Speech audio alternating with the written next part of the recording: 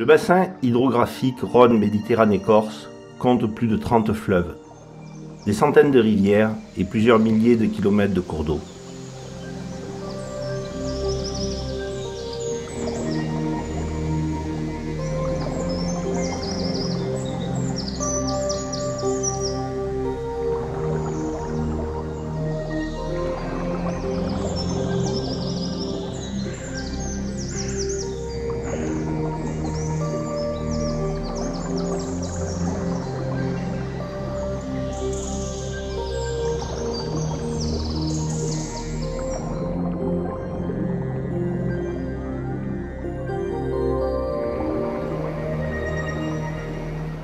Cette grande diversité géographique et climatique a permis le développement de plus de 50 espèces de poissons d'eau douce.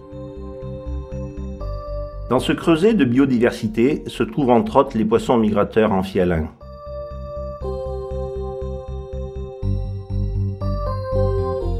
Ces poissons sont obligés de se déplacer entre les eaux douces et la mer afin de réaliser complètement leur cycle biologique. Aloses, lamproies ou encore esturgeons naissent en eau douce, vivent quelque temps en estuaire pour grandir et s'acclimater à la salinité croissante, puis ils migrent vers le milieu océanique pour atteindre l'âge adulte avant de retourner vers les fleuves pour se reproduire. De tous les migrateurs présents sur le bassin, seule l'anguille accomplit son cycle en sens inverse.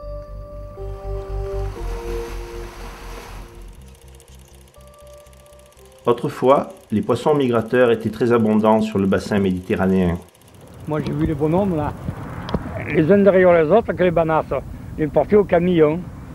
Et à Lyon alors, à la mulatière, j'ai vu charger des camionnettes d'aloses. Ça devait être en 37 par là, 38.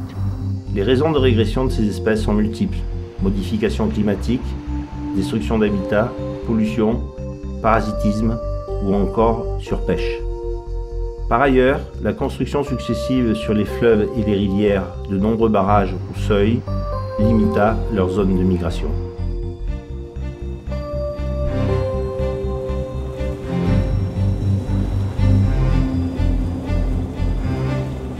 Pour pallier à la régression et à la disparition de ces espèces, un programme d'études et d'investissement a vu le jour, le plan Migrateur Rhône-Méditerranée.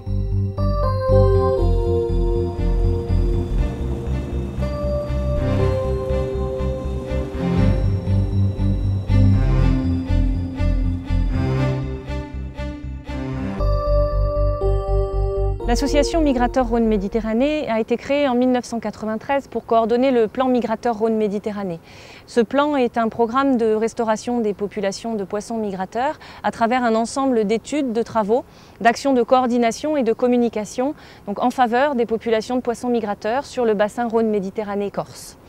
La première phase de ce programme, qui est née de l'initiative publique du ministère de l'Environnement et du Conseil supérieur de la pêche, s'est attachée à restaurer la population d'aloses sur le bassin du Rhône, avec un objectif initial qui était la rivière Ardèche, et en particulier dans les affluents de rive droite, donc Gardon, 16, Ardèche, où des potentialités de reproduction relativement importantes avaient été identifiées.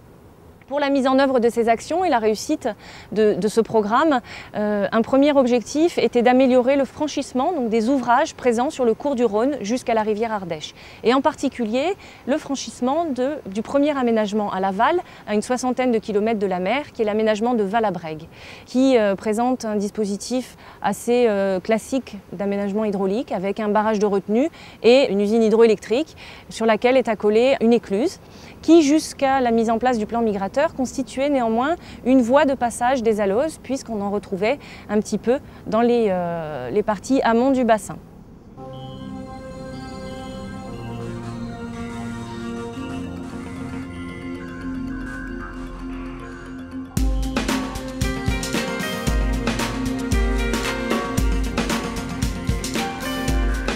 La Compagnie nationale du Rhône a réalisé un ensemble d'études et de travaux d'adaptation de l'aménagement pour effectuer chaque année du 15 mars au 30 juin des éclusées spécifiques pour les poissons qui fonctionnent sur le même principe que des éclusées de navigation, donc pour faire passer les bateaux à travers l'ouvrage, mais qui sont réalisées à vide pour les poissons et qui permettent en effet aux aloses de rejoindre le bief amont, puis les biefs successifs sur l'ensemble du bassin.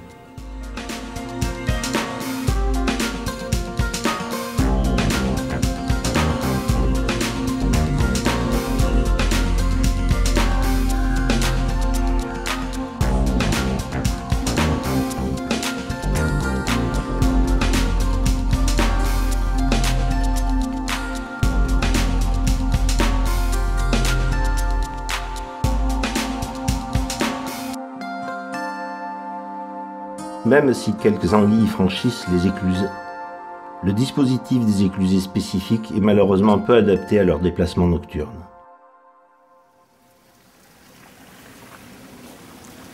L'usine écluse de Beaucaire est le premier obstacle rencontré par les anguilles au cours de leur migration sur le Rhône depuis la mer. Pour améliorer la franchissabilité de cet obstacle, 2 passe-pièges à anguilles ont été installés, l'une en rive droite et l'autre en rive gauche.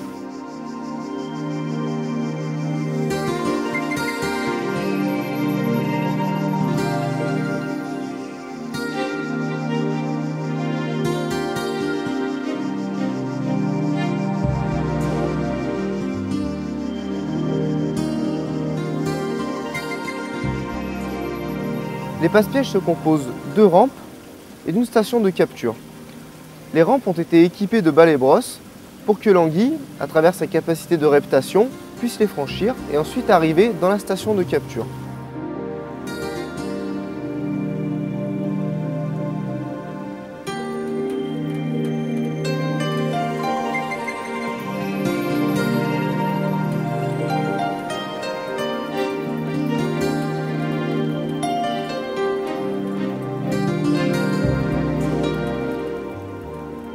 L'association MRM effectue le suivi des passe-pièges et ainsi dénombre les anguilles, les pèse et les mesure. Une fois toutes ces opérations réalisées, les anguilles sont relâchées en amont de l'ouvrage. Bon, donc là nous allons aller relever la passe-piège à anguilles.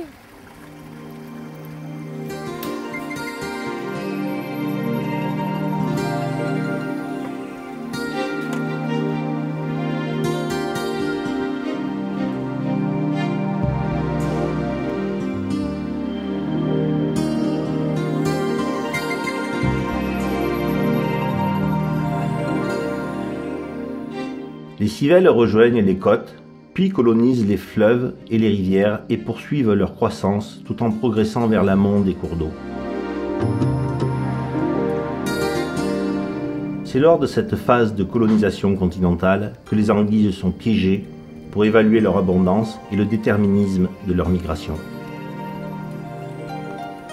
Afin de reconstituer les stocks, un plan de gestion en faveur de l'anguille a été rendu obligatoire à l'échelle européenne dans chaque bassin pour agir sur l'ensemble de ces facteurs et inverser la tendance.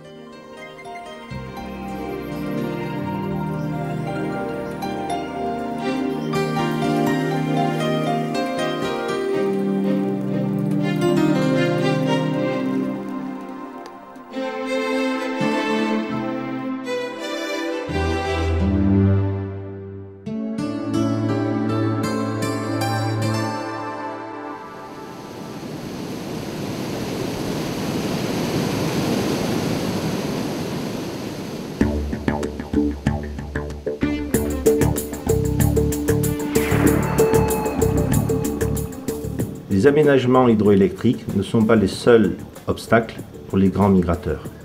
Les seuils, édifiés pour compenser l'affaissement du lit des rivières, les chaussées de moulins ou les dispositifs de contrôle des crues, sont autant d'obstacles à franchir pour nos voyageurs de l'eau.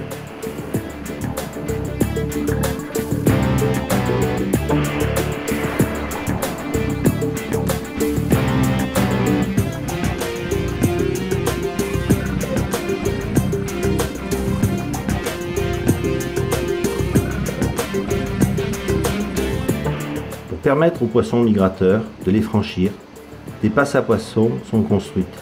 Le principe est d'attirer les poissons en aval du barrage et de les inciter à passer par une voie d'eau artificielle. Toutes les espèces migratrices n'ont pas les mêmes capacités physiques. Ainsi, la conception d'une passe à poissons prend en compte des exigences biologiques de chaque espèce. De ce fait, il existe une grande variété de passes à poissons.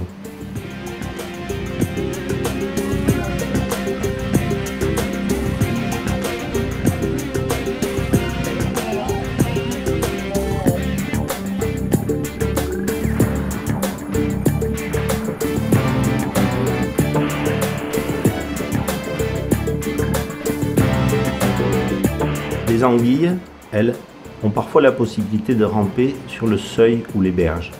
Lorsque cela n'est pas possible, les seuils sont équipés de systèmes de reptation adaptés.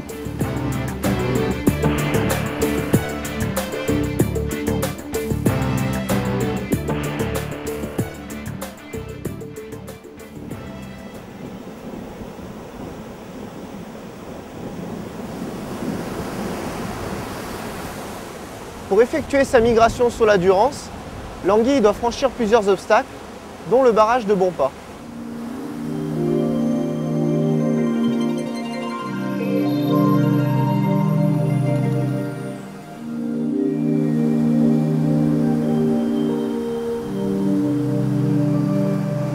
Cet aménagement était infranchissable pour l'anguille et donc l'EDF l'a équipé d'une rampe à flot béton. Cette rampe à flot béton est alimentée en amont par les eaux de surverse de la Durance et ces eaux vont s'écouler le long de la rampe pour aller en aval de ce dispositif de franchissement et ainsi créer un attrait.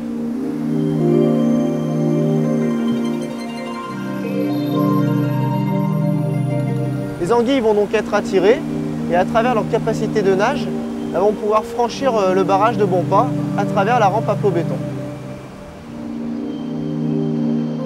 Depuis 2004, le domaine d'étude a été élargi au fleuve côtier méditerranéen, où les migrateurs rencontrent les mêmes problèmes que sur le Rhône lors de leur voyage. Nous sommes ici sur le Vidourle, fleuve côtier méditerranéen, frontalier du Gard et de l'Hérault, dont les caractéristiques morphologiques diffèrent fortement du bassin rhodanien que nous avons déjà vu. Le Vidourle est caractérisé par un bassin versant relativement réduit, une longueur totale restreinte. Et donc cette échelle nous a permis d'avoir un véritable laboratoire d'investigation sur les populations de poissons migrateurs, et donc plus particulièrement l'alosphène du Rhône.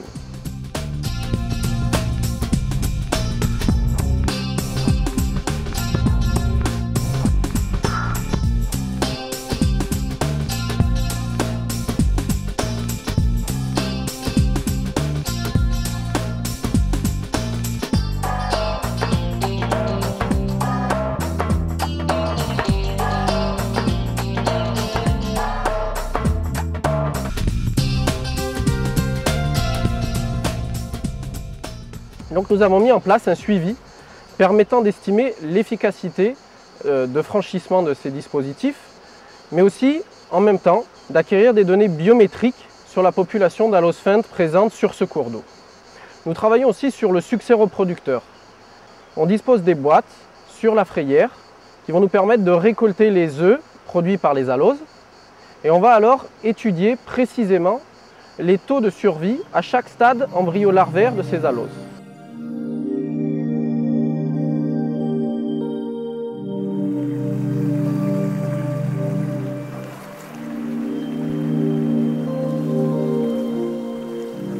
Allez hop!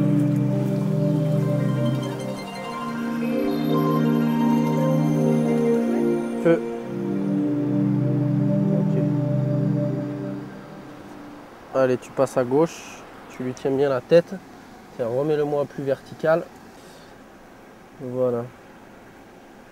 On a axé notre travail sur une technique relativement innovante qu'a mis en place l'association Migrateurs Rhône-Méditerranée cette année, axée sur un marquage individuel des poissons grâce à un émetteur lumineux placé sur le dos du poisson et qui possède une fréquence et une couleur spécifiques pour chaque poisson. Lorsque les poissons sont ensuite remis à l'eau, on peut alors suivre précisément leur déplacement et donc comprendre leur déplacement, mais aussi leur comportement de reproduction.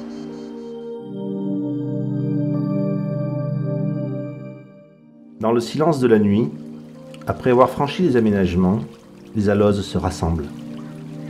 Sur des fonds de gravier ou de galets, baignés par de légers courants, elles remontent près de la surface pour se reproduire.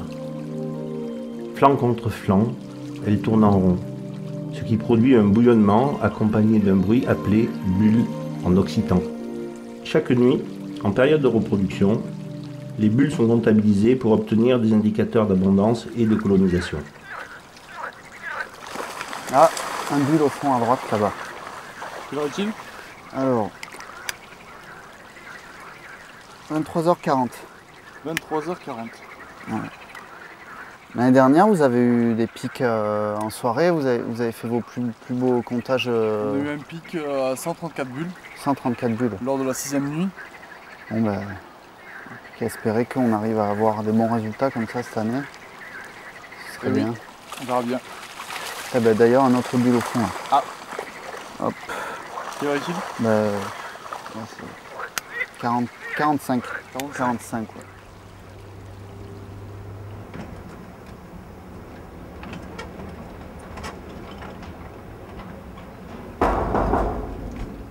Eh, bonjour. Bonjour. Salut Yves. Ah, comment va? Ça va bien et toi? Ça va, tu vois. Venu à la pêche un peu? On est toujours à la pêche. Hein. Ah, oui, ouais, c'est bien, C'est c'est bien. bien. Bon, et c'est Zalos alors? On est bien au bord du Rhône. Ouais, Bien. c'est clair qu'on est bien, c'est sûr. Hein. Tu en as fait un peu? Ouais, ça marche un peu. Oui, Ouais. oui, ça va. Quelques-unes? Oui. Pas de Bon, peine. Pas ça de marche. peine, non. Bon, et ben on va noter un peu tout ça, Ouais. comme d'habitude. Tu vas me dire quand c'est que tu es venu, Oui. comme d'habitude quoi. Oui. Tu fais Nalos ou pas? Bien. 3 alors. Les mâles, les femelles? Petite. Et après, tu y retournes quand? Dimanche. Allez, Yves!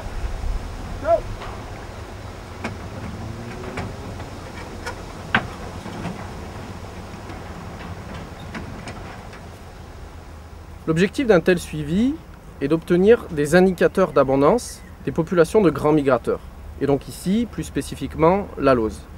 Et ces indicateurs d'abondance nous servent également à évaluer l'efficacité des actions entreprises par l'association Migrateurs Rhône-Méditerranée. La lauze, pendant sa migration, ne cherche pas à s'alimenter. Pour la pêcher, il faut aller la chercher, l'agacer, la narguer, en exhibant un leurre. Cherchez loin celle-là.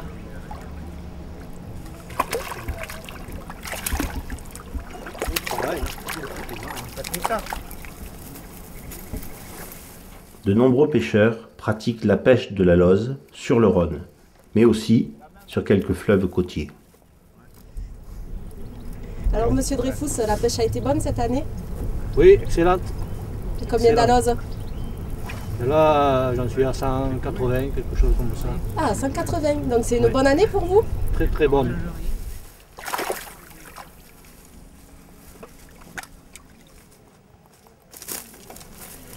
Dans le cadre du plan migrateur Rhône-Méditerranée, l'association MRM organise différentes actions d'information, de sensibilisation, notamment les safaris à l'ose qui sont destinés aux pêcheurs, afin de nous permettre de les sensibiliser pour obtenir des données sur la migration des poissons et des déclarations d'observation au niveau des lamproies et des salmonidés par exemple.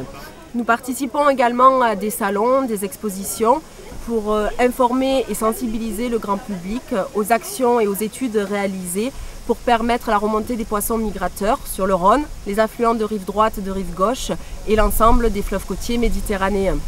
Nous mettons à disposition des plaquettes, un journal d'information, un dépliant, également une bande dessinée ludique pour les 7 à 77 ans qui raconte la migration de la lauze sur le Rhône, ainsi qu'un livre de recettes gourmandes autour des poissons migrateurs. Aujourd'hui, considérées comme vulnérables, les lamproies sont également au centre des préoccupations. Elles font l'objet de mesures de protection réglementaires, nationales, internationales, tout comme les surgeons. Salut. Ça va? Ouais, je m'attaque. Ça va? Ça va, ça va. Ça va impeccable. Ça va bien. Andy, ça va bien. Bon, belle journée. Allez, C'est bon? on y va? Allez, on y va. Tiens, Agathe, je te fais passer ça. C'est bon?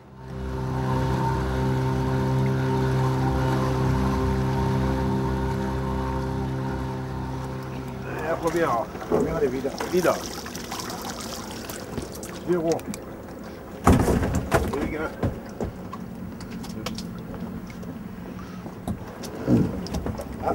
Ce là, il y en a. Oh, 4 anguilles. Là, on les voit bien.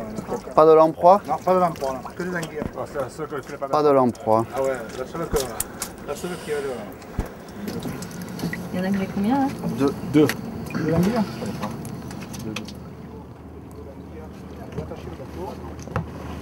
Pas de lamproie.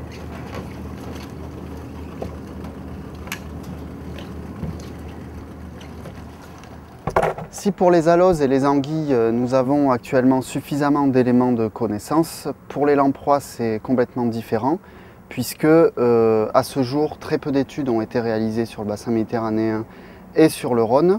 En ce sens, MRM essaye de réaliser un état des lieux des populations de ces deux espèces de lamproies migratrices sur le Bas-Rhône avec 2 pêcheurs professionnels qui réalisent 2 relèves par semaine pendant plusieurs mois. MRM essaye de prendre les devants pour éviter la disparition de ces lamproies, comme ça a été le cas de l'esturgeon il y a déjà quelques temps sur le Rhône. Sur les côtiers, les résultats obtenus sont encourageants. La présence des espèces migratrices témoigne du bon fonctionnement écologique de nos cours d'eau. C'est pourquoi les efforts vont se poursuivre pour permettre l'amélioration des connaissances, l'amélioration des dispositifs de franchissement et l'élargissement des zones de colonisation.